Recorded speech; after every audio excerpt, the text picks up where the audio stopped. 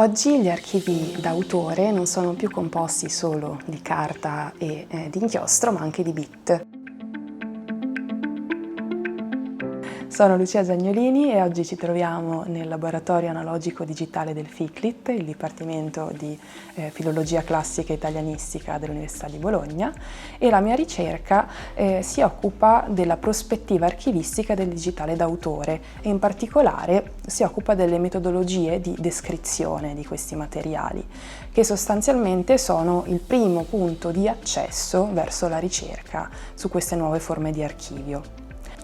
Il digitale d'autore è particolarmente complesso, sia dal punto di vista tecnico che dal punto di vista concettuale, e gli strumenti e gli standard tradizionali, che chiaramente sono nati e sono stati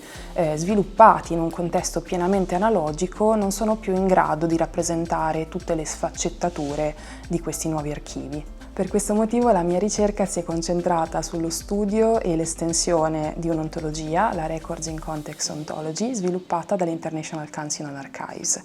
Questa ontologia permette di rappresentare l'archivio come una serie di entità archivistiche e le loro relative relazioni contestuali in maniera semanticamente esplicita nell'ambito dei link open data. Il caso di studio su cui sto testando il modello è l'archivio di Valerio Evangelisti, un noto scrittore bolognese venuto a mancare nel 2022, il cui archivio rappresenta un caso particolarmente emblematico per questo ambito di ricerca, perché è composto da una partizione analogica che è conservata all'archivio storico Marco Pezzi e una partizione nativa digitale che stiamo analizzando qua in laboratorio, e particolarmente corposa perché consiste di 2,5 tera di materiali